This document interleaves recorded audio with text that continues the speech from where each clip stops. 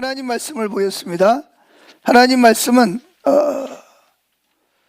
데살로니가전서 5장 8절부터 10절 말씀까지, 데살로니가전서 5장 8절부터 10절 말씀까지 다 같이 읽습니다. 그러나 우리는 낮에 속하였으므로 정신을 똑바로 차리고 믿음과 사랑과 구원의 희망으로 완전 무장합시다. 하나님이 우리를 택하신 것은 벌하시기 위한 것이 아니라 우리 주 예수 그리스도를 통해 우리가 구원을 얻도록 하기 위한 것입니다. 예수님은 우리가 깨든지 자든지 자기와 함께 살게 하려고 우리를 위해 죽으셨습니다. 아멘. 자, 여러분에게 한 가지 질문하겠습니다. 예수님이 십자가에 왜 죽으셨다고요? 예? 함께하기 위해서. 언제 함께해요? 예배 때만? 깨어있든지 잠들어 있든지 하루 24시간 247, 7일 동안 1년 365일 뭐 하기 위해서? 함께하기 위해서 예수님이 십자가에 못 박혀 죽으시고 부활하신 것을 말씀하고 있습니다. 아멘. 그 C.S. 루이스라는 아주 유명한, 세계적으로 유명한, 책도 엄청나게 많이 쓰고, 그 다음에 그분이 만든 그런 그 글이 미국에서는 그 영화라든지 뭐 그런 걸로 굉장히 많이 만들어진 분이 있습니다. 그분이 쓴 책 중에서 엄청난 이혼이라는 책이 있어요. 엄청난 이혼. 이혼은 어떤 사람을 말하는 거죠? 그렇죠. 결혼했다가 헤어져서. 독신이 아니에요. 여기 이혼은 누굴 보고 하는 얘기냐? 교회는 나오지만 뭐 하지 않는 사람? 예수님하고 같이 결혼한 것처럼 같이 24시간 사는 게 싫어서 어떻게 하는 사람? 이혼한 사람, 떠난 사람들을 꼬집는 그러한 그 책입니다. 제가 한번 읽어볼게요. 지옥이다. 거리는 뜨겁고 날마다 비가 오고 언제나 어둡다. 단 하루를 지내기도 지겨운 곳이다. 그런데 하나님께서 이 지옥에서 벗어나는 길을 여셨다. 시간마다 떠나는 정기 천국행 버스가 그것이다. 그러나 그 천국행 버스를 타는 사람이 별로 없다. 대부분의 사람들이 버스 시간에 맞추어 정거장에 나온다. 요즘은 무료이기 때문에 누구나 다 탈 수 있다.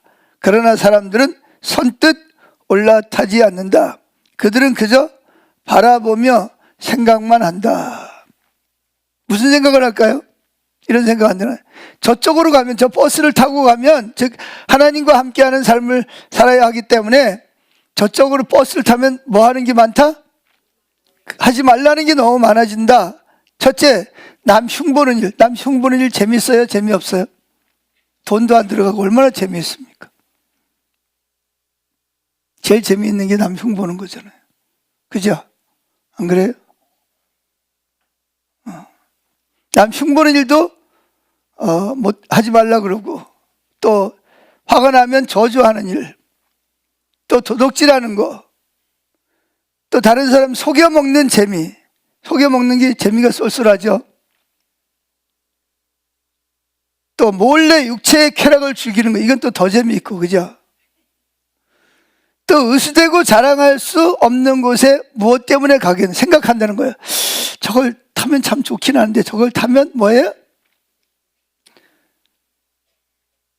흉보는 것도 하나님이 하지 말라고 그러고, 남 저주하는 것도 하지 말라고 그러고, 도둑질하는 것도, 속여먹는 재미도 없고, 몰래 육체적 쾌락을 즐기는 것도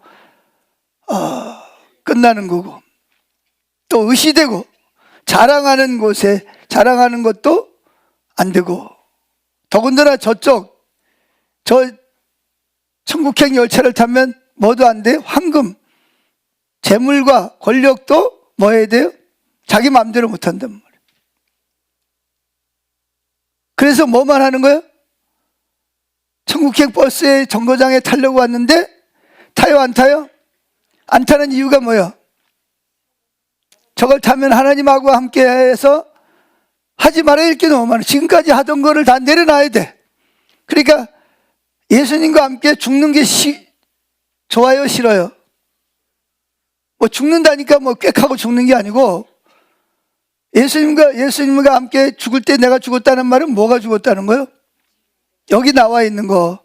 하나님이 하지 말라는 거를 안 하는 거예요. 그리고 하나님이 하라는 거를 하는 거를 내가 죽었다, 그렇게 말하는 거예요. 아멘? 근데 그러고 싶어요, 안 그러고 싶어요? 그러고 싶어요, 안 그러고 싶어요? 안 그러고 싶어요. 그러니까 뭐 안 탄다? 천국에 벌써 안 타는 거예요. 어디까지 왔는데? 정류장에 버스가 서 있어. 타기만 하면 돼. 무료야. 그런데 타요, 안 타요? 왜 안 타는 거예요? 타면 하나님하고 24시간 동안 함께 있어야 되기 때문에 하지 말라는 게 너무 많단 말이에요. 내 마음대로 살 수가 없다는 거죠.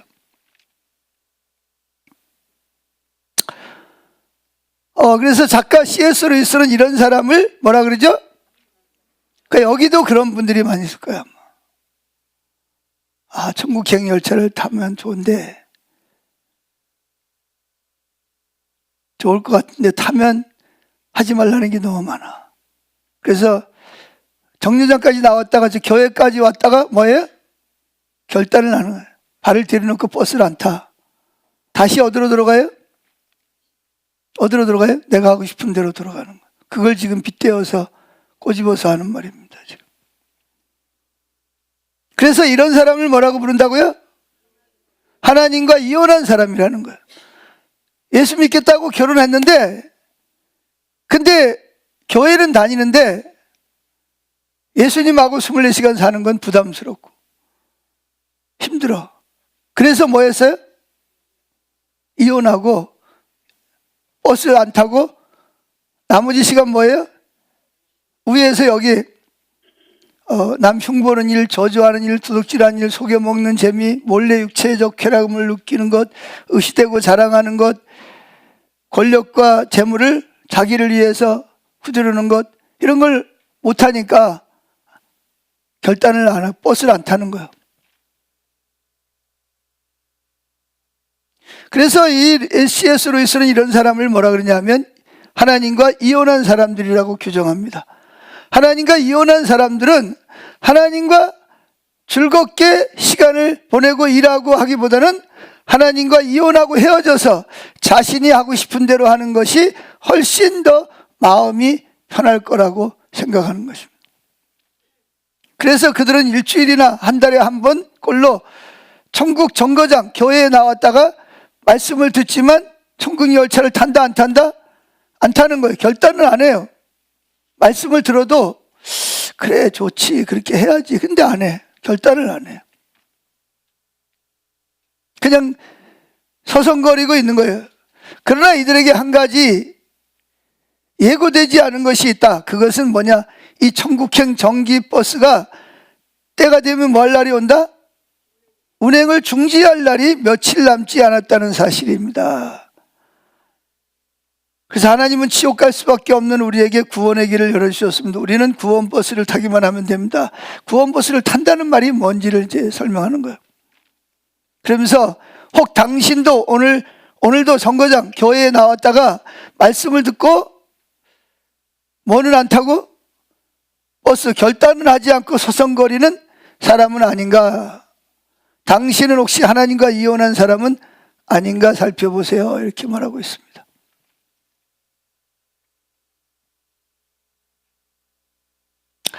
많은 사람들이 예수 믿는 것을 어떻게 생각하냐? 주일날 교회 와서 헌금하고 봉사하고 뭐 예배 잘 드리고 식사하고 그리고 나머지는 뭐 하는 시간이에요? 주님하고 주님을 바라보고 주님 안에 들어가서 주님의 인도를 따라 사는 게 아니라 자기가 왕이 돼서 자기 하고 싶은 대로 살다가 그 다음 주일날 또 교회 와서 또 말씀 듣고 그대로 왔네요.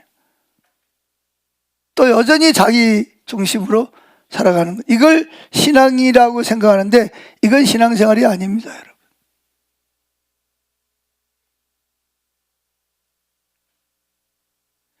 자, 오늘 첫째, 구원받은 사람은 예수님이 십자가에서 죽으신 분명한 이유를 아는 것이 중요합니다. 오늘 말씀에도 보면 예수님께서 우리는 낮에 속한 사람이다, 우린 밤에 속한 사람이 아니다, 그래서 뭐 해라? 믿음과 사랑과 구원의 희망으로 완전 무장을 해야 된다. 그러려면 뭐 해야 되냐? 우리 스스로가 안 됩니다. 그래서 누구 안에 들어가야 돼요? 예수님하고 함께 해야 되는데, 그래서 구절에 보면 하나님이 우리를 택하신 이유가 뭐예요?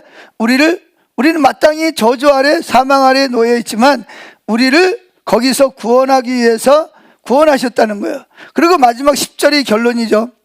예수님은 우리가 깨어 있든지 잠들어 있든지 뭐예요? 예수님과 함께 있게 하려고, 살게 하려고 예수님이 십자가에서 죽으셨다는 거예요. 만약에 여러분 자녀들이나 안 믿는 사람들이 여러분에게 예수님은 왜 십자가에 돌아가셨어요? 그럼 물으면 뭐라고 대답해야 돼요? 왜 그래야 돼요? 우리를 구원하기 위해. 구원해서 뭐 하려고? 예? 그렇죠. 구원을 시켜서 뭐 하려고? 깨어있으나 잠들 때나 항상 함께 살기 위해서 우리를 부르시고 구원하신 거지. 그게 바로 예수님이 십자가에서 뭐 하셨다? 죽으시고 부활하신 목적, 성령을 보내신 목적입니다. 여러분 생각을 해보세요. 예수님 십자가를 지는 게 쉬웠을까요? 어렸을까요? 왜 어렵다고 생각하세요? 고통스러우니까. 물론 고통스럽겠죠. 그러나 그보다 더 힘든 일이 있어요. 그게 뭐죠? 예수님은 아담으로부터 내려온 모든, 앞으로 이제 예수님 재림할 때까지 지은 모든 사람들의 죄를 누가 담당해야 돼요? 예수님이 혼자 담당을 해야 되는 거예요. 그래서 예수님이 뭐래요? 수고하고 묵은 자들은 다 뭐라? 내게로 와라. 내가 너희들의 뭐를 하겠다? 그 짐을, 죄의 짐을 내가 다 담당하겠다는 거예요. 그래서 예수님, 여러분 생각을 해보세요. 예수님 죄가 없어요. 하나님이십니다. 근데 그분이 아담부터 시작한 모든 인류에 거짓말하고 흉보고 욕하고 저주하고 하지 말라는 모든 죄의 짐을 하라는 건 또 안 하잖아요. 그 죄짐을 누가 다 담당하는 거예요? 우리가 감당해야 될 모든 죄짐을 예수님이, 하나님이 예수님에게 몽땅 다 뒤집어 씌웠다는 거예요.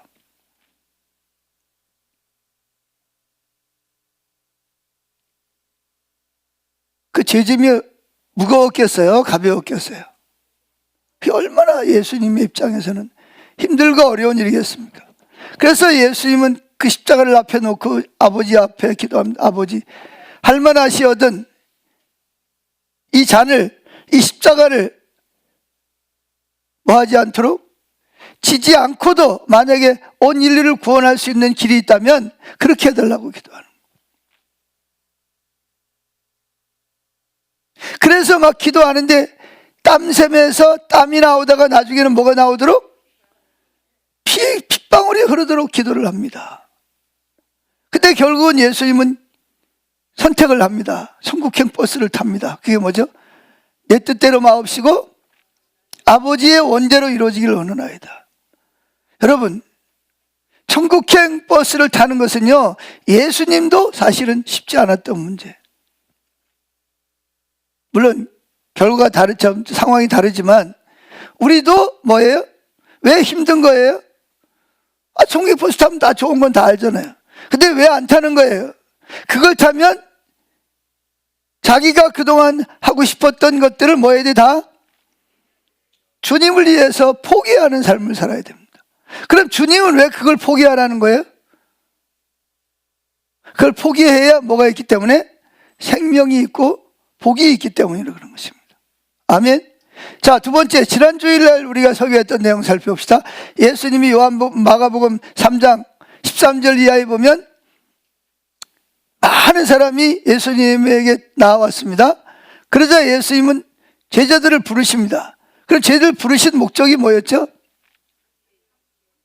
예수님이 24시간 동안 1년 365일 예수님이 함께하기 위해서 불러내시고. 자, 읽어봅시다. 마가복음 3장 13절 시작. 예수님은 산에 올라가 자기가 원하는 사람들을 불러 모으셨다. 그들이 모이자 예수님은 12제자를 따로 뽑아 자기 뭐 하시고, 첫 번째가 뭐예요? 자기와 함께 있게 하는 것이 목적이고, 두 번째가 뭐예요? 자기와 함께 있으면서 성품이 변하면 권능도 주어서 뭐하러 보내요? 전도도 하고 또 뭐예요? 귀신도 쫓아내는 권능도 주시는 것이 예수님이 저희들을 부르신 목적입니다. 그럼 하나님이 세상에서 저와 여러분을 불러내신 목적이 뭐겠어요? 제일 먼저 큰 목적이 뭐예요? 예수님과 함께 사는 거예요. 아멘. 함께 먹고 함께 마시고 함께 일하고 함께 쉬고 함께 대화하고 함께 걸어가고 함께 운전하는 거예요. 함께 사는 거예요. 여러분 한번 세우시는 생각해 보세요. 지난 한 주간 동안 하루하루 여러분 24시간 중에 얼마나 하나님하고 함께 하시다 오셨어요? 대부분이 많은 사람들이요, 하나님과 함께 한다는 걸 생각조차도 안 하고 살아갑니다. 그냥 그러다가 다음 주일날 되면 또 주일날 교회. 그래도 매주마다 오는 사람들은 조금 난 사람들이고, 어떤 사람들은 2주에 한 번씩, 한 달에 한 번씩 오기도 하고, 무슨 일 뭐 또 마음이 그거 하면 또 안 오기도 하고.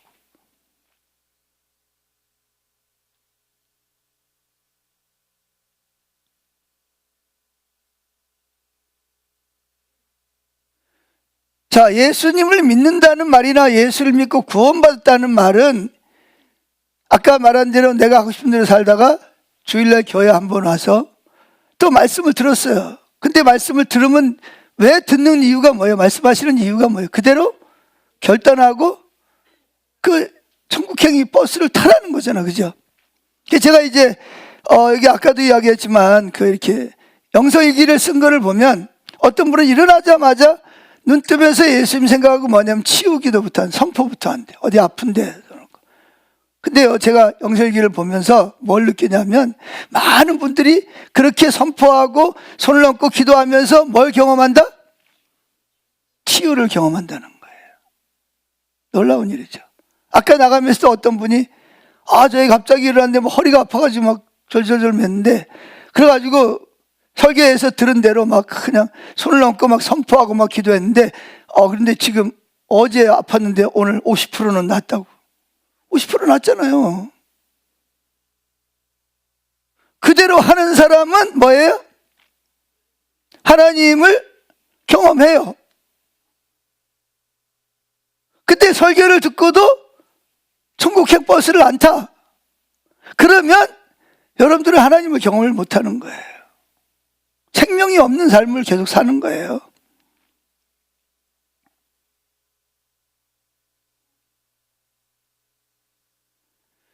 그래서 예수님의 죽으신, 십자가에 죽으시고 부활하신 목적은 분명히 여러분이 이해를 해야 됩니다. 깨어있으나 잠드나 뭐 하는 거예요? 함께 하는 거예요. 예수님이 12명의 제자를 부르시고 70명의 제자를 부르시고 120명 또 전 세계에 있는 성도들을 부르신 목적은 깨어있으나 잠드나, 지금 여기 갈 데살로니가 교회입니다. 바울이 데살로니가 교회를 향해서 쓰는, 고린도에서 쓰는 편지입니다. 쉽게 말하면 데살로니가 여러분들이 구원받은 목적은 뭐다? 십자가에서 예수님 죽으신 목적은 여러분들이 깨어있으나 잠들어 있으나 뭐 하기 위해서? 항상 함께하기 위해서를. 항상 함께한다는 말은 눈을 뜨면서부터 주님을 생각하고 주의 이름을 부르고, 밥 먹을 때도 주님을 생각하고, 출근할 때 학교 갈 때도 예수님하고 같이 가는 거예요. 일할 때도 예수님을 생각하고 예수를 부르면서 찬양을 하면서 같이 하는 거예요. 그것이 뭐라고요? 예수님이 십자가에 죽으시고 우리를 구원하신 목적이라는 거예요. 할렐루야. 자, 2000년 전에 예수님이 역사적으로 인간의 몸을 입고 동정녀 마리아를 통해서 베들레헴 마구간 구유에 오신 이유가 뭐예요? 목적이 뭐예요? 그렇죠. 우리를 구원하셔서 우리와 24시간 동안 함께하기 위해서. 그래서 왜 하나님 교회를 세웠었어요? 교회를 세우신 목적은 하나님이 교회에 임재하셔서 만나주시고 우리와 24시간 동안 함께. 그래서 여러분의 몸을 뭐라고 그래요? 성전이 뭐예요? 성전은 뭐예요? 거룩한 분이 거하시는 집 또는 장소를 말하는 거죠. 그럼 여러분들이 성전이 됐으면, 그러면 주일날 교회 올 때만 성전이에요? 다이장막 할 때만 성전이에요? 예수님 원하시는 건 뭐예요? 24시간 365일 항상 하나님이 여러분 속에 들어있어 성전 삼으시고 여러분과 함께 하시는 것이 하나님의 목적이잖아요. 아멘. 자, 구약 시대를 봅시다. 세 번째로 출애굽기를 보면 알 수 있습니다. 이스라엘 백성들은 이제 애굽이라는 곳에 뭐예요? 요셉 때문에 애굽으로 이전을 해가지고 거기서 살다가 나중에 뭐가 되죠? 노예가 됩니다. 그래가지고 힘든 노역을 합니다. 하기 싫어도 해야 되고 새벽부터 밤늦게까지. 그래서 뭐예요? 나중에는 남자애를 낳으면 다 뭐 해야 돼요? 죽여야 돼요. 여자아이를 낳으면 살리고 남자아이를 낳으면 죽여야 돼요. 그러니까 애도 맘대로 못 낳는 거죠. 자유가 없어요. 그래서 하나님께 부르시죠. 하나님 도와주세요.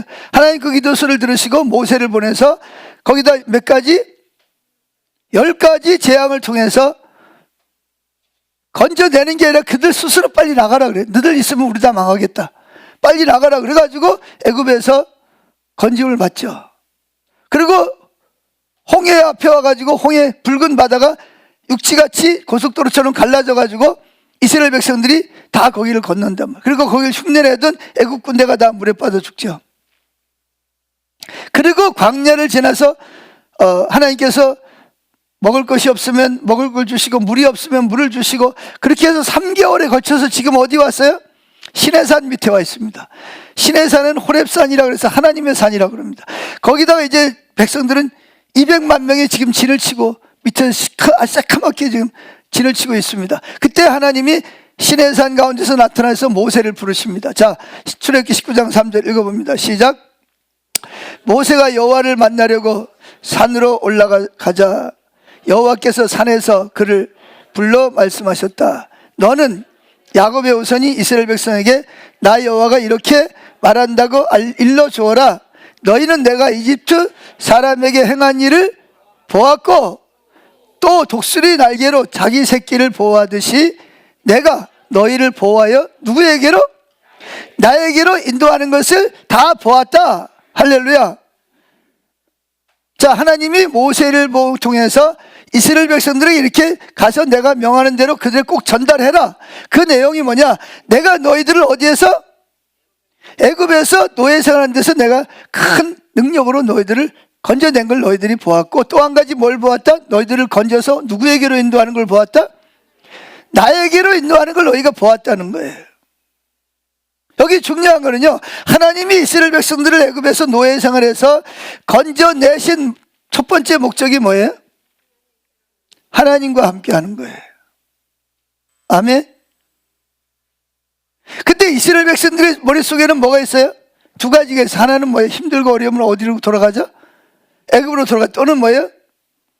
적과 꿀이르는 가난, 살기 좋은 땅만 바라보는 거예요. 오늘날에도요, 예수 믿는 사람들이요, 예수 왜 믿냐 그러면 나 천국 가려고 믿는데. 맞는 말인 것 같은데 틀렸습니다. 하나님은 여러분을 부르신 목적은 천국이 첫 번째가 아니고 뭐예요? 하나님과 함께 하시는 거예요. 하나님과 함께 하시면 하나님이 여러분을 인도해서 자연스럽게 어디로 인도하는 거예요? 천국에 들어가는 거예요. 근데 우리는 뭐는 뛰어넘기를 원해요? 하나님과 함께 하는 거는 뛰어넘고 어디로 들어가기를 원해요? 천국에 들어가기를 원합니다. 죄송하지만 그러면 천국에 못 들어갑니다. 누가 보여주냐? 이스라엘 백성들을 보세요. 이스라엘 백성들의 목적이 뭐예요? 하나님 이렇게 말씀하셨음에도 불구하고 그들 머릿속에는 뭐만 있어요? 적과 꿀이는 거기 가면요, 내가 짓지 않는 집도 있고요, 학교도 있고요, 공장도 있고요, 회사도 있고 다 있어요. 자기 땅도 있고요. 그러니까 이들의 머릿속에는 하나님하고 항상 이렇게 철로처럼 어긋나요. 하나님은 뭐 하려고 그들을 누구에게로 인도했다고요? 하나님 자신과 함께하기 위해서 불러냈고, 함께하면 하나님이 길이 되셔서 그들을 자연스럽게 어디로? 가나안 땅을 주시는 것이 하나님 목적이었는데, 이스라엘 백성들은 누구를 싹 빼버리고, 하나님과 함께하는 걸 싹 빼버리고 바로 어디를 원해요? 가나안 땅을 원하는 거예요. 이게 기복신앙이에요. 자기 힘으로는 천국에 못 들어가니까 예수님 이용해서 천국에 들어가겠다는 거잖아요. 어떤 사람은 천국이 목적이 아니라 뭐예요? 땅에서 잘 되는 거예요. 자식 잘 되고 회사 잘 되고 돈 많이 벌어가지고 행복하게 사는 게 목적이죠. 그 기복주의 신앙이잖아요.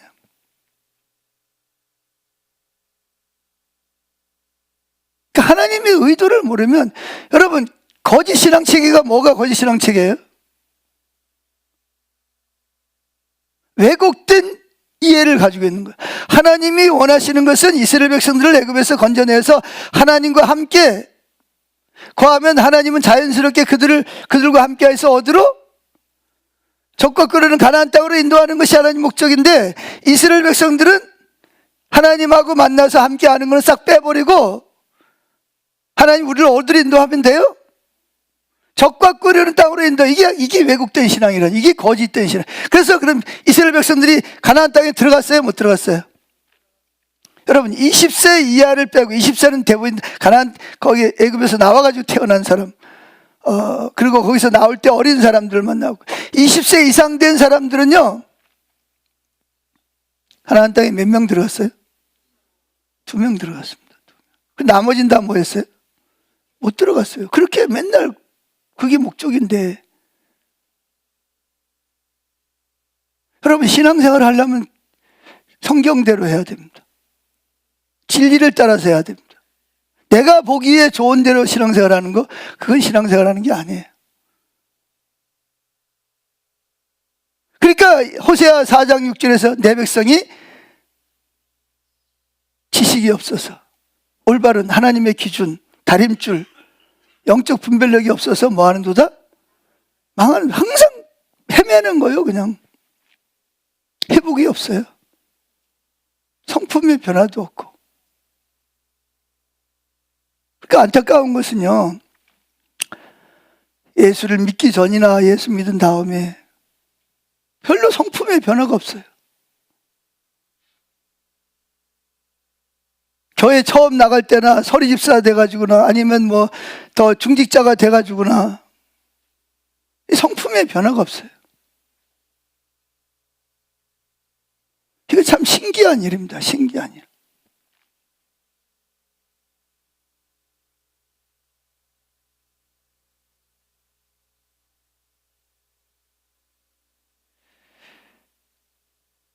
그래서 지난주에도 말씀드렸잖아요. 우리 성품이 어떻게 변한다고요? 듣고 보고 생각하는 대로 변하게 돼 있어요. 그래서 누구를 바라보자? 고린도서 3장 18절에 뭐라고요? 수건을 벗은 얼굴로 거울을 보는 것처럼 누구를 바라보자? 예수님을 바라보자. 그러면 예수님을 24시간 동안 예수를 바라본다고 생각합시다. 일주일 동안 바라본다고 생각합시다. 한 달 동안 예수님하고 먹고 자고 마시고 산다고 합니다. 그 인격이 변할까요? 안 변할까요? 누가 변화시키는 거예요? 내 안에 계시는 성령님이 나를 예수님의 성품으로, 영광에서 영광으로 계속해서 변화시키는 거예요. 그래서 내가 예수를 몇 년 믿었다. 그러면 몇 년 믿은 것만큼 우리는 뭐 해야 돼요? 예수님의 성품을 닮아가야 됩니다, 여러분.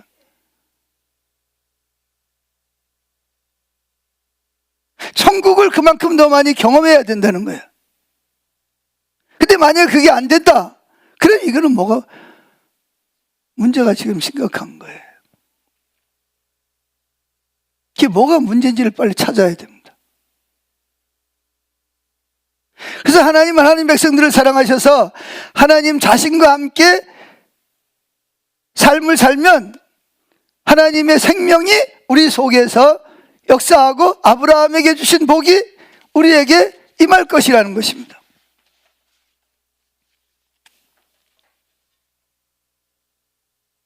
그래서 하나님은 넘어가서 봅시다.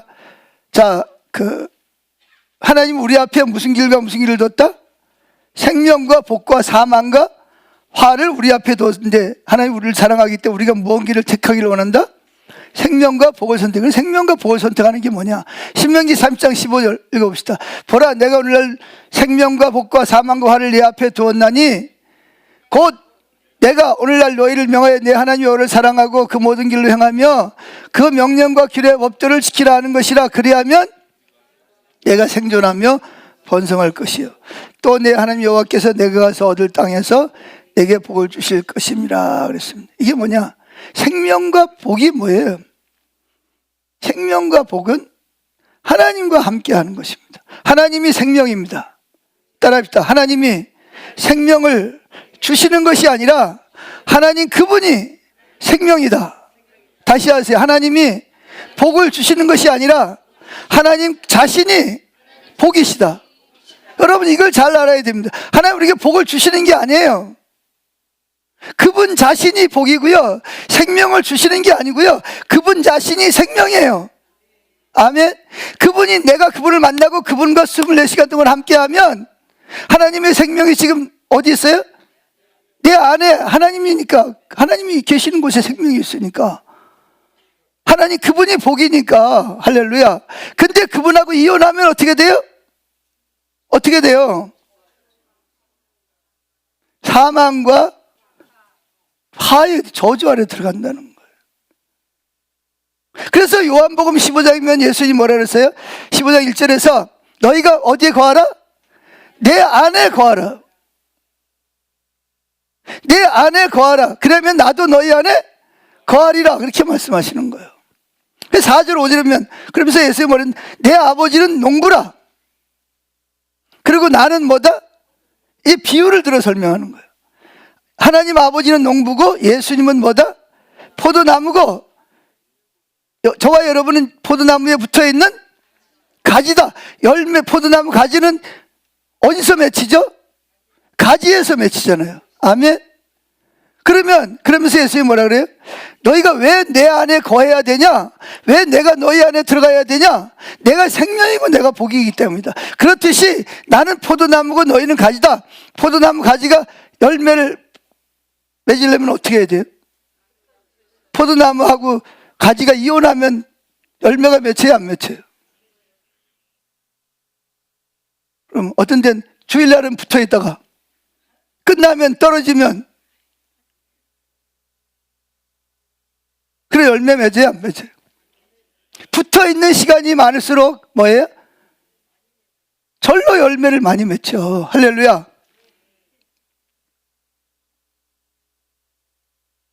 그래서 예수님께서는 끝으로 뭐라고, 너희가 나를 떠나서는 아무것도 할 수 없느니라.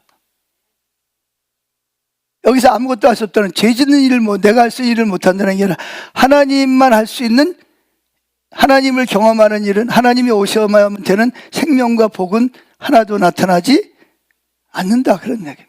그럼 누구 힘으로 살아가야 돼요? 내 힘으로 살아, 내 자원으로, 내 노력으로.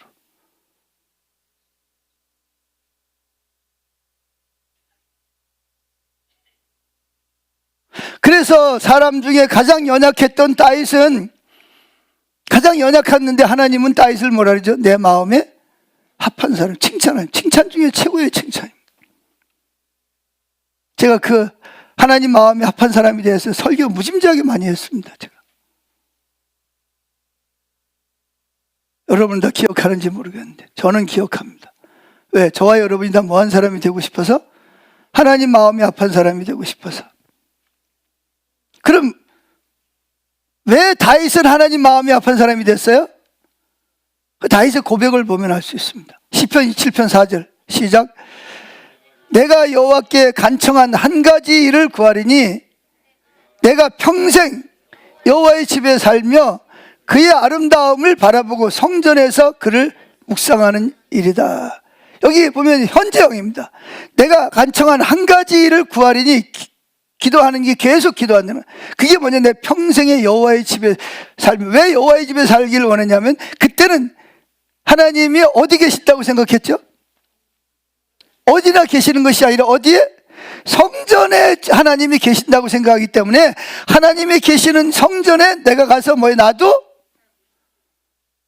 평생을 살고 싶은 거예요. 그러면서 누굴 바라보는 것? 하나님의 아름다움을 바라보는 것이 평생에, 과거에도 그렇고 지금도 그렇고 미래에도, 죽는 순간까지도 바울의 소원은 뭐냐? 하나님을 바라보고 하나님의 이름을 부르고 하나님과 함께 하는 거였어요. 그것 때문에 하나님은 다윗을 뭐라고 불렀어요? 내 마음에 합한 사람이라고. 그리고 말세가 되면 그것이 무너졌는데 내가 말세가 되면 돌아와서 뭐한다? 그런 사람들을 다시 세울 것이라는 거죠. 예언하고 말하고 있습니다. 그만큼 하나님은 십자가에 죽으시고 부활하사 우리를 구원하신 목적이 자나깨나 하나님과 같이 먹고 마시고 일하고 쉬고 놀고 대화하고 걷고 운동하는 거였어요. 아멘.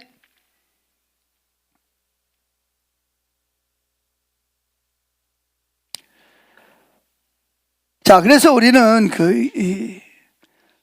하나님이 우리가 하나님을 만나고 하나님과 함께하는 삶이 원하는 거예요. 여러분, 천국에 가려면요, 여러분 혼자 천국에 갈 수 있어요, 없어요?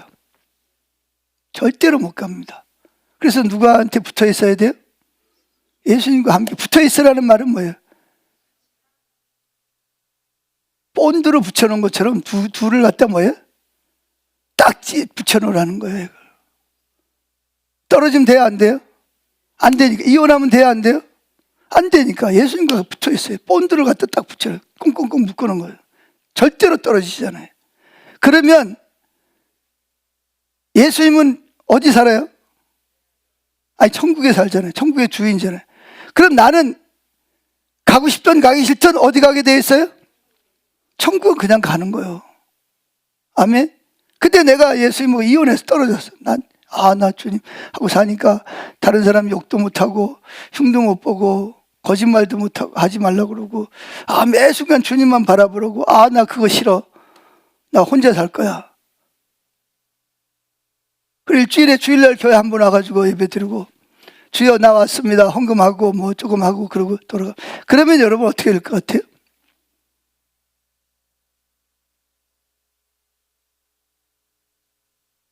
그래, 문제가 심각합니다, 여러분.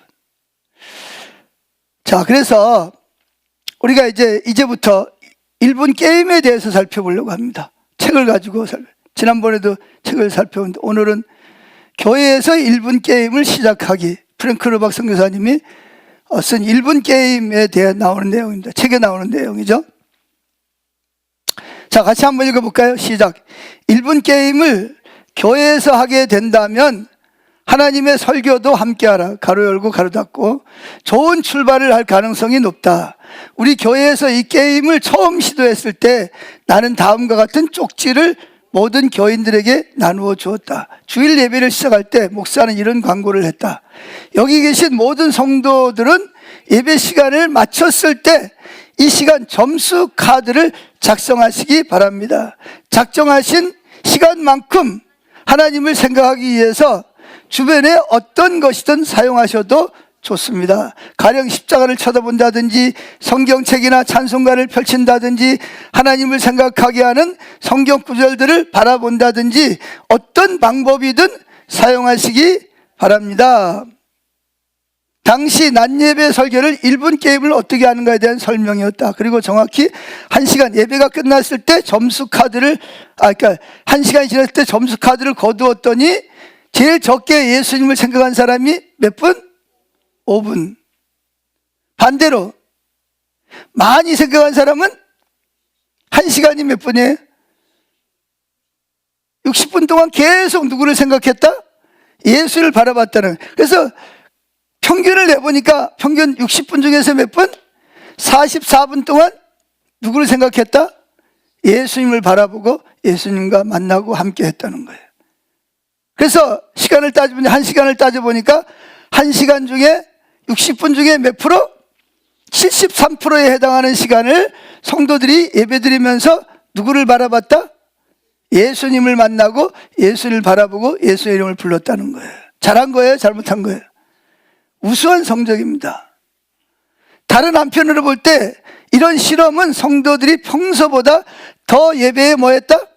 집중해서 듣게 만들었고, 설교자는 더 예수님께로 가까이 더욱 가까운 설교를 해야겠다는 결심을 하게 한다.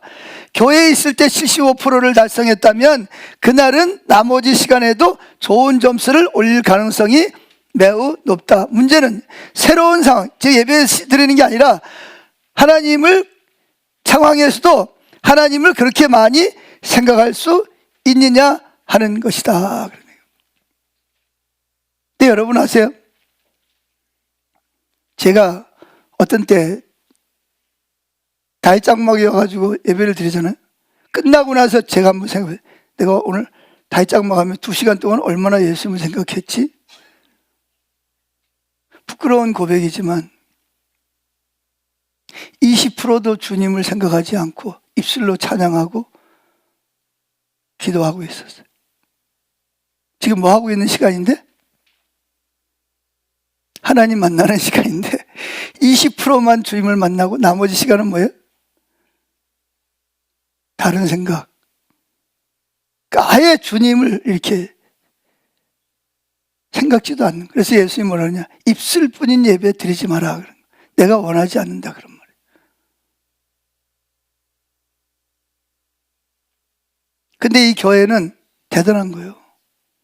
이 교회, 물론 이분이 이런 부분에 대해 설교를 많이 했겠지만 어떻게 됐든 73%를 즉 44분을 평균 44분을 했다 그러니까 굉장히 대단한 겁니다. 근데 여러분,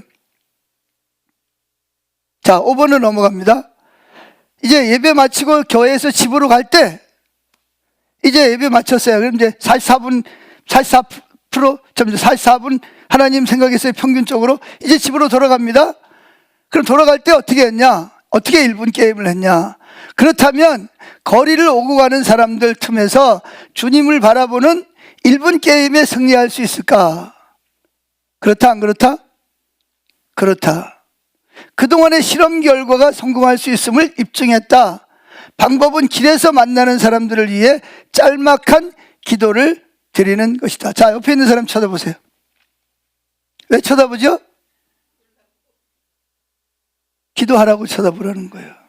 자, 빨리 옆에 있는 사람 쳐다보면서 기도해 주세요. 눈은 쳐다보고 속으로 기도하는 거예요.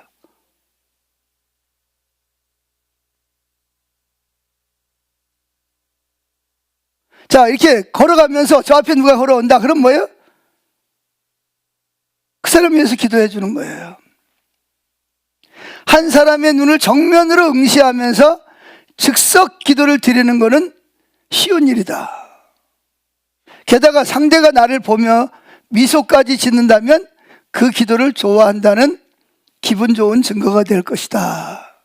지금 뭐 하는 거죠? 예배 마치고 지금 어디로 가는 거예요? 집으로 가는 거예요. 자, 차를 타고 다니는 사람은 차를 타고 가면서 누구를 위해서? 저기서 오는 차나 내 옆으로 지나가는 차 운전수를 위해서 뭐예요? 기도하라는 거예요. 아멘. 그러면 내가 속으로 하는 기도지만 그 기도가 능력이 있다는 거야.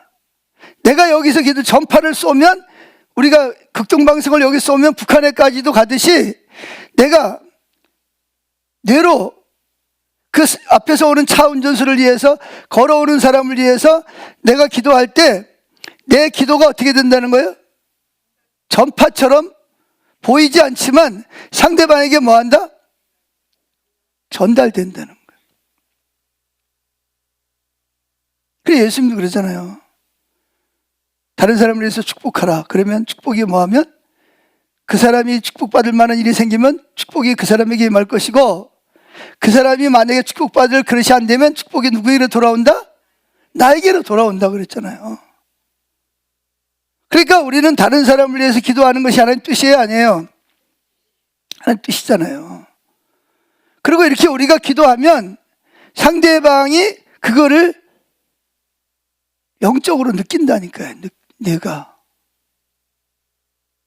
30분간 거리를 걸으면서 마주치는 모든 사람들을 위해 기도하면 피곤하기는 그냥 지금 피곤해 죽겠는데 무슨 또 사람들을 위해서 기도해. 그런데 그렇게 피곤하지 않다는 거. 오히려 배터리가 충전한 듯이 힘이 솟구치는 것을 느낀다는 거. 오히려 피곤해 지쳤을 때 걸어가면서 만나는 사람을 위해서 기도하면 피곤이 풀어지고 강장제 역할을 하는, 오히려 힘이 나고 에너지가 더 소모되는 게 아니라 더 에너지가 생긴다는 거예요. 아멘. 그래서 때로는 길을 걸어가면서 내가 오른쪽으로 가면 옆에 누가 계신다고 생각하고 예수님이 같이 지금 나와 함께 보폭을 맞춰서 나와 함께 가신다고 상상을 하면서 뭐예요? 그 예수님과 나란히 걷는 모습을 한번 자, 저를 보세요. 지금 내가 앉아있는 옆에 있는 사람이 누가 앉아있다고 생각해라? 예수님이 내 옆에 지금 앉아서 나와 함께 지금 이 말씀에 같이 참여하고 있다고 상상을 해보라는 거예요. 그러면서 거리에서 마주치는 사람들을 위해서 속으로 예수님과 대화를 하는 거예요. 예를 들면 사랑하는 주님, 지금 내가 아니죠. 내가 아니라 지금 누구예요? 예수님과 내가 같이 있으니까 우리 옆 곁을 가는 저 남자를 위해서 우리가 뭘 해주면 좋을까요? 이렇게 대화를 한다. 속으로. 예수님 내 옆에 계시니까. 아멘. 그런 다음에 예수님이 대답하셨을 만한 법한 이야기를 혼자 조용히 그 사람에게 뭐예요? 속삭이라는 거예요. 혼잣말로. 이게 이제 교회에서 예배 마치고 돌아갈 때 1분 게임 하는 거고, 6번째, 이제 예수님을 생각나게 하는 곳에서 1분 게임을 하는 거예요. 예수님을 생각나게 하는데 도움이 될 만한 것이면 우리는 뭐든지 사용해야 됩니다. 그 중에 하나가 특정한 장소에서 주님을 생각하는 것인데, 물론 예수님은 영이시고 한 번에 안 계신 곳이 다 계세요. 그러므로 그분은 어디든지 계시지만 그분이 존재를 실감할 수 있는 장소에 가서 의자에 앉는 거예요. 의자에 앉으면 내 옆에 의자에 누가 앉았다고 상상해라? 예수님이 앉아 계신다고, 실제로 예수님 나와 함께 하시니까 내 옆자리에 앉아 계신다라고 상상하거나 자신의 옆에서 걷고 계시는 것처럼 상상함으로써 주님을 생각하는데 상상한 사람들이 많다. 또 어떤 이들은 좋아하는 예수님의 그림을 뚫어지게 쳐다보다가 어느 순간 예수님을 상상만 해도 머릿속에 그 그림이 떠오를 정도가 되어 거의 예수님을 보는 듯한 느낌을 갖기도 한다는 것입니다. 그래서 실제로 꿈에서 예수님을 보았다는 사람들도 많고, 어떤 이들은 사도 바울처럼 가슴 속에서 예수님을 실제로 느끼기도 하고, 성 패트릭처럼, 왜 이렇게 그림을 보면 그런 거 있잖아요. 예수님 머리 위에 뭐예요? 후광이 비치잖아요. 그죠? 그렇죠? 그렇듯이 온화한 후광 속에 걸어가듯이 자신의 주변, 이 아래, 앞뒤에 예수님, 주님을 감지하기도 한다는 거예요. 실제로 주님이 내 옆에 계시는 걸 내가 느끼기도 한다는 거예요. 누구나 주님을 더욱 가깝고 친근하게 느낄 수 있는 나름의 방법을 개발하면 된다. 그런 얘기. 그렇게 노력해야 된다는 거예요. 주님하고 24시간 동안 7일 동안 함께 하기 위해서 그런 노력을 해야 된다는 거죠. 자, 7번째, 기차나 군중 속에 있을 때, 자가용이나 아니면 전철이나 KTX나 비행기를 타고 갈 때 주변에 1분 게임을 어떻게 하느냐? 주로 이제 요즘은 사람들 차 타면 다 뭐하죠? 전철 타면 다 뭐예요? 대부분이 뭐예요? 스마트폰 꺼내놓고 그냥 거기 빠져들어가지고 몰입하고 있어요. 그러지 말고, 스마트폰 켜지 말고, 주변에 있는 모든 사람을 한 사람을 쳐다보면서 계속 뭐예요? 주님, 예수님, 하나님하고 속삭이라. 우리는 예수님이 그러셨던 것처럼 양면의 것을 보려고 해야 한다. 양면이 뭐죠? 현재 보이는 현재 모습과 예수님이 이 사람이 변하기를 원하는 그 변화된 모습을 두 가지를 동시에 보면서 기도해 주는 거예요. 지금 모습은 이런 모습이지만 예수님 저 사람이 변화돼서 이런 예수님이 원하는 사람의 모습으로 변화되는 것을 상상하면서 그 사람을 위해서 기도해 주라는 거예요. 부부간에도 마찬가지예요. 부부간에도 서로 잔소리하고 짜증내지 말고, 하나님이 내 아내나 남편이 변화되기를 원하는 그런 모습을 상상하면서 예수님, 내 아내가, 내 남편이 예수님이 원하는 이런 모습으로 변화될 줄로 믿습니다. 그러면서 상상하면서 남편이나 아내를 위해서 기도하고 주고, 또 뭐예요? 자녀들도 말썽을 피울 때나 나를 힘들게 할 때 자녀들을 축복하면서 지금의 모습은 이렇지만 내 자녀가, 아들이, 딸이 예수님이 원하는 이런 모습으로 변화될 것을 바라보면서 이 사람이, 내 자녀가 이런 모습이 되도록 기도하라는 거예요.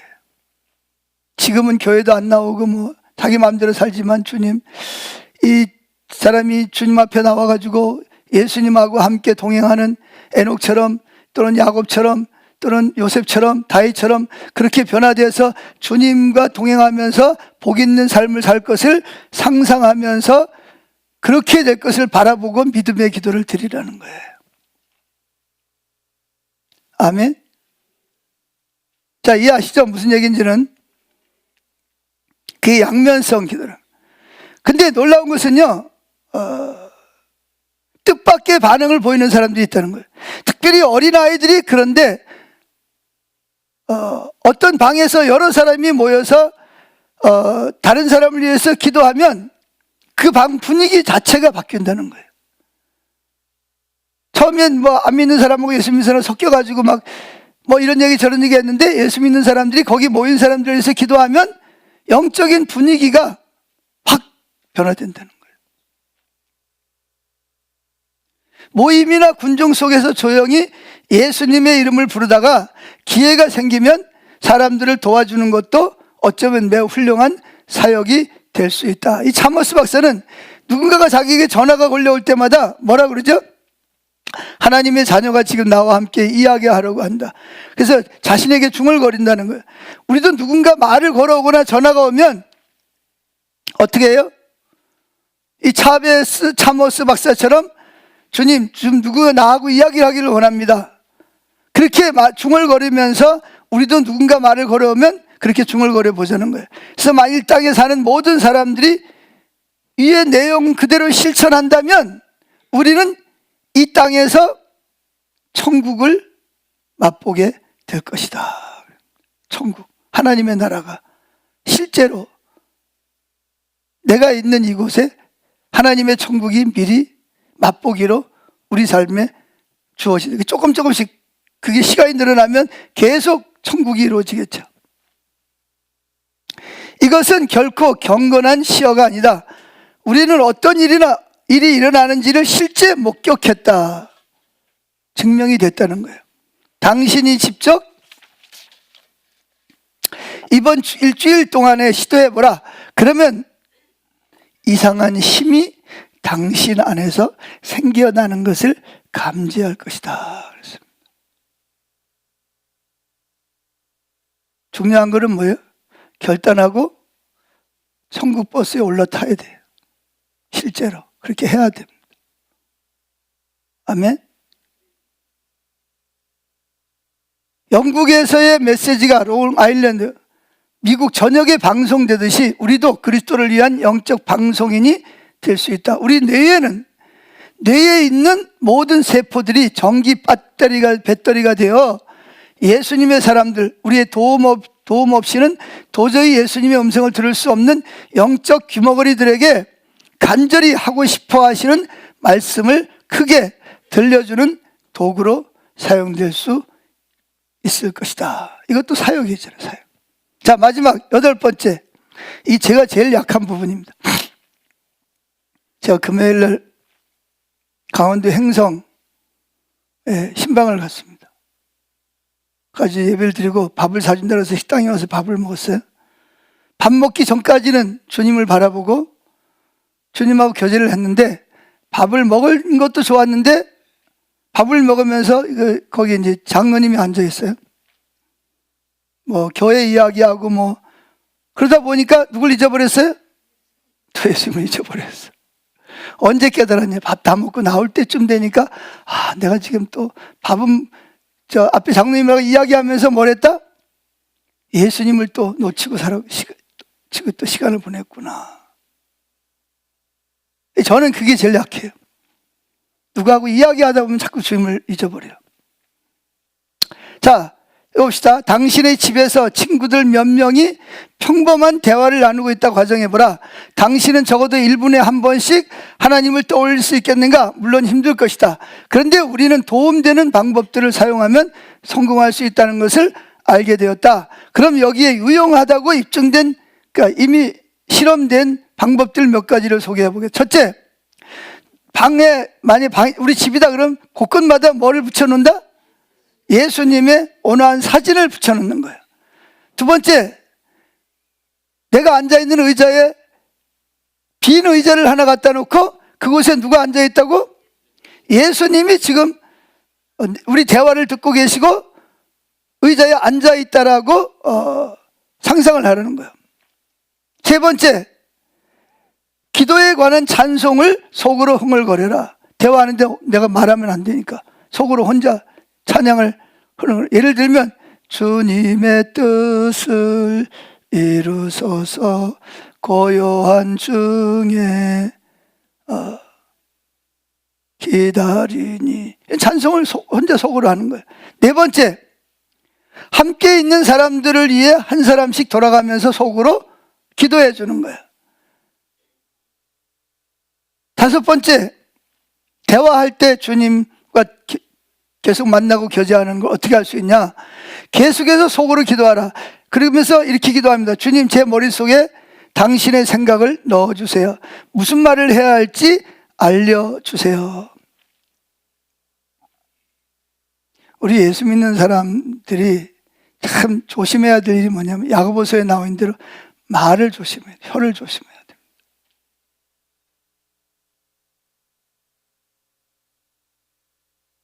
근데 혀를 조심하려면요, 예수님을 계속 만나고 예수님을 바라보지 않으면요, 말하고 나서 꼭 후회하거든요.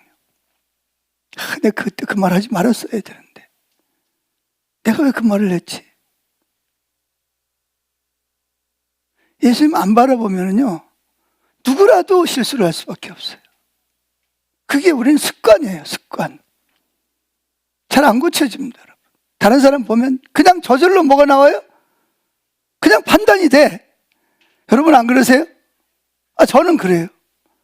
딱 그냥 저 사람 보면 그냥 저절로 판단이 돼.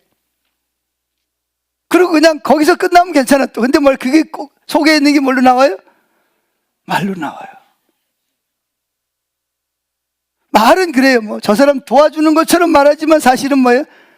하나님 자리에 앉아가지고 재판관처럼 잘했네, 못했네, 왜 저 따위로 하냐, 저 인간은 왜 저러냐.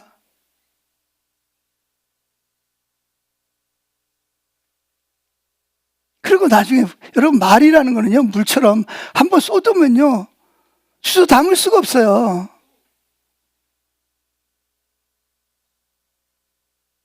이 임금님기는 당나귀기라고 말한 것처럼 그게 없어지질 않아요, 말이 입에서 나오면. 근데 어떻게 우리가 말을 실수를 안 하냐고요.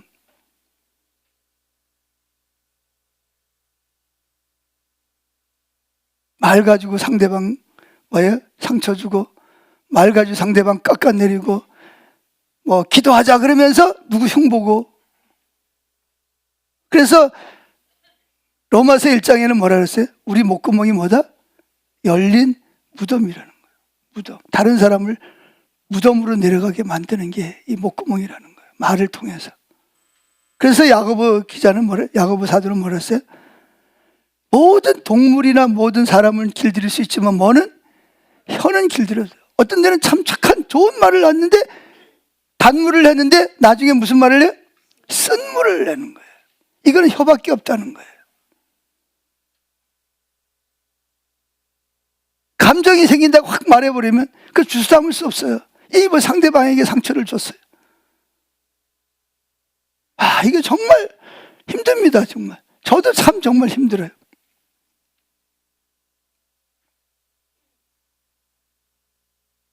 그래서 주님, 제 머릿속에 주님의 당신의 생각을 넣어주시고 무슨 말을 해야 될지 알려주세요. 주님을 바라보고 말을 해야 됩니다. 부부지간에도 힘든 게 뭐죠? 꼭 말 때문에 그러잖아요. 말 때문에 그래요.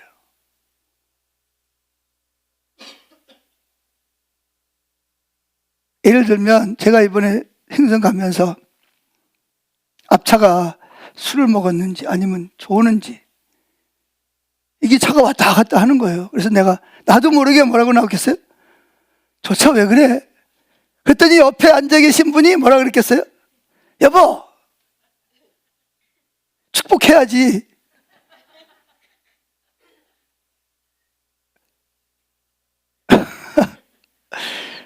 속에서 또 뭐가 올라와요? 이런 게 막 올라오는 거예요. 한마디 하려고 그러는데 주님을 바라보는데 주님이 너 맞잖아. 여기까지 올라왔는데 한마디 하려다가 말을 안 했어요. 말할 때도 있는데 주님 바라보면 해요, 안 해요? 안 합니다. 근데 주님 안 바라보면 바로 나오죠. 자동으로 나옵니다. 전자동으로 그냥. 오토매틱이에요, 그냥. 전자동으로 나옵니다, 그냥. 그래서 누굴 바라봐라? 예수님하고 함께 같이 살아가길. 그래서 주님 나와 함께 살자는 거예요. 할렐루야. 마지막 6번째. 가장 좋은 것은 함께 있는 사람들에게 1분 게임에 대해 이야기하는 것이다. 혹시 그들의 관심을 보인다면 주님을 생각하는데 아무런 장애도 없을 것이다. 다른 사람들에게 하나님에 대해 이야기해야 예수님을 계속 생각할 수 있다. 그랬습니다. 이러면 대화할 때 누굴 잊어버리지 않는다? 예수님을 잊어버리지 않는다. 그리고 여러분, 말에 실수를 하거든 그나마 주워 담을 수 있는 게 뭐죠? 빨리 용서를 구하세요. 내가 실수했다고. 문자를 넣든지 전화를 하든지. 뭐 하라고요? 하지 말아야 될 말을 했으면 뭐라고요? 빨리 용서를 구하라고요. 미안하다고. 그러면 그나마 조금 주워 담을 수 있어. 아멘. 자, 그 다음에 이제 넘어갑니다. 이게 뭐죠? 제가 영성일기를 쓰는데 사람들이 스트레스 받는 게 뭐냐면 내가 이거 쓰면 또 목사님 보거나 다른 사람들이 보면 또 뭐라 그럴까 이런 생각이 들어요. 영성일기 쓰는 게 스트레스가 될 수가 있어요. 근데 여러분, 영성일기 쓰는 목적은요, 영성일기 자체가 아니고 뭐에 있어요? 1분 게임을 하는 거예요. 주님과 함께 하기 위해서 영성일기를 쓰는 거예요. 그래서 지난번에 몇 년 전에 이거를 노트를 만들어 가지고 드렸는데 안 됐어요. 잘 안 하셨어요. 근데 그걸 계속 하는 사람도 있어요. 그래서 제가 이걸 여러분에게 이렇게 보여드립니다. 그리고 재직 카톡하고 셀 카톡에다가 이걸 올렸어요. 이걸 가지고 뭐 해라? 영성일기를 쓰세요. 주님을 생각하고. 자, 1번 뭐래요? 1번 아침에 일어날 때 예수님 생각했습니까? 어려워요, 쉬워요? 내가 아침에 일어날 때 예수님 생각했나? 다른 생각? 예수님 생각 안 했다. 무슨 생각이 다른 생각했다. 그랬으면 되잖아요. 두 번째, 밥 먹을 때 예수님 생각했습니까? 했으면 감사하게 예수님 생각하면서 밥 먹었다. 근데 또 어떤 경우는 내가 밥 먹느라 깜빡 잊어먹고 뭐 했다? 예수님을 놓치고 생각을 못했다. 그럼 그대로 쓰세요. 세 번째, 성경을 읽거나 묵상을 할 때, 큐티할 때 깨달은 교훈이 무엇인가? 주님이 성경을 읽을 때 나에게 말씀한 게 뭐냐? 쓰는 거예요. 네 번째, 하나님을 찾는 기도 시간에 하나님이 생각나게 하셨던 게 뭐냐? 예를 들어서 내 모습이 참 이게 이손자와 같다. 말을 함부로 하는 것 같다. 그럼 그대로 써요. 그냥 그대로 정직하게. 다섯 번째, 오늘 하루 중 기억에 남는 일은 어떤 것들이 있었습니까? 기억에 남는 일은 뭐예요? 즉 생명이 있어가지고 복이 되는 일이 남는 일이 뭐가 있었냐는 거죠. 뭐 실패했으면 실패한 거, 성공했으면 성공한 거. 여섯 번째, 오늘 하루 동안 일을 할 때 뭐예요? 사람을 만날 때, 혼자 있을 때 예수님을 생각하려고 노력한 적은 언제입니까? 내가 언제 예수님 생각하려고 노력했지? 기억해서 쓰세요. 그러면 여러분들이 여러분 자신을 거울로 보듯이 내가 하나님하고 오늘 몇 프로 주님과 함께 했는지를 여러분 스스로가 점수를 매길 수 있는 거예요. 7번째, 노력하지 않았는데도 예수님이 저절로 생각난 적은 언제입니까? 여러분, 예수님하고 이렇게 함께 하려고 생각하면요, 주님 떠났다가도 금방금방 바로바로 생각이 납니다. 이게 시간이 주기가 짧아져요. 도저히 주일날 왔다가 일주일 동안 있다가 하나님 이혼했다가 그 다음날 주일날 오지 못합니다. 계속 주님을 생각하게 돼 있어요. 8번째, 기억에 남는 일들 중에 주님이 주시는 메시지는 무엇이 것 같습니다. 날 보고 하나님이 하라는 거, 난 네가 이걸 하기를 원한다, 너하고 함께 하기를 원해, 그런 것이 뭐가 있었는지를 쓰는 거예요. 9번째, 예수님이 하라고 지시하는 것 같은 느낌이 드는 일은 뭐가 있었습니까? 10번째, 예수님을 생각하지 않을 때는 마음에 무슨 생각이 있었습니까? 11번째, 예수님이 주신 마음에 순종해 보셨습니까? 순종하기 싫었는데 그래도 주님을 바라보니까 주님이 순종하게 했다. 결과가 있으면 결과까지 쓰시고. 마지막, 이걸 원래 제일 앞에다 넣는 건데 제일 뒤로 넣었어요. 왜? 오늘 미디어를 얼마나 보았습니까? 유튜브, 인터넷 등등 몇 분. 내가 예를 들어서 뉴스하고 이런 거 저런 거 보는 거 30분 봤다. 그럼 30분 쓰는 거예요. 뉴스 볼 때 내가 예수님하고 같이 봤나? 상관없이 봤나? 그런 걸 여러분들이 적는 거예요. 그래서 이 영성일기는 영성일기 자체가 목적이 아니라 뭐가 목적이에요? 1분 게임을 하는 게 목적이에요. 하나님, 예수 십자가에 죽으신 게 목적이 우리와 자나깨나 함께 하는 거잖아요. 아멘? 그래서 매일매일 적는 거예요. 내가 오늘 몇 프로? 내가 오늘 몇 프로는 예수님하고 함께 했다. 근데 몇 프로는 내가 놓쳤다. 그러면 그 다음날 뭐 하겠어요? 올해 내가 도전을 해봐야지. 오늘 더 많은 시간 주님하고 조금 더 해.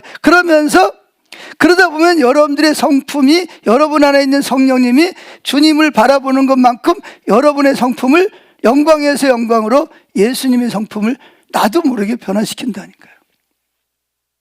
그래서 누가 제일 먼저 알아야 돼요? 가까이 사는 아내가, 남편이 내가 하나님하고 함께 하는지 안 하는지를 제일 빨리 캐치하고, 자녀들이 금방 알잖아요.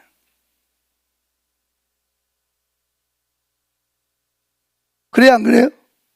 그래서 우리 남편이, 우리 엄마 아빠가 변했네, 어떻게 저렇게 변했지? 궁금해할 정도로 우리는 변화하게 돼 있어요. 아멘? 뭐 하면? 1분 게임을 하는 이유가 그거잖아요. 그러면요, 가정이 뭐예요? 가정이 화목해지고요, 부부지간의 관계가 회복되고요, 자녀와 부모 사이에서도 관계가 회복이 됩니다. 그리고 우리가 그 길을 가면 본이 되잖아요. 저렇게 살아야 되는구나, 저게 신앙생활 하는 거구나. 전에는 우리 그렇게 안 했는데 요 근래에 대해서 많이 변화가 된 것 같아. 감사하는 거죠. 그러면서 자신도 계속 그 모습을 보니까 자기도 그 모습대로 닮아가게 되는 거예요. 근데 그게 아니고요, 주님하고 이혼한 상태로 계속 살아보세요. 주일날 교회 왔다가 나가면서 바로 부정적인 이야기하고, 정치 이야기하고, 누구 흉보고 판단하고, 집에 가면서 그냥 운전을 저 따위로 하네, 어쩌네, 그러면서 욕하고, 그리고 집에 가보세요. 이게 무슨 의미가 있겠어요, 이게. 그리고 또 그 차에 탄 사람은 또 내 모습을 보면서 또 그렇게, 아이고, 시큰 예배 드리고 또 가면서 또 저리고 있네. 다 죄 짓는 거예요, 다.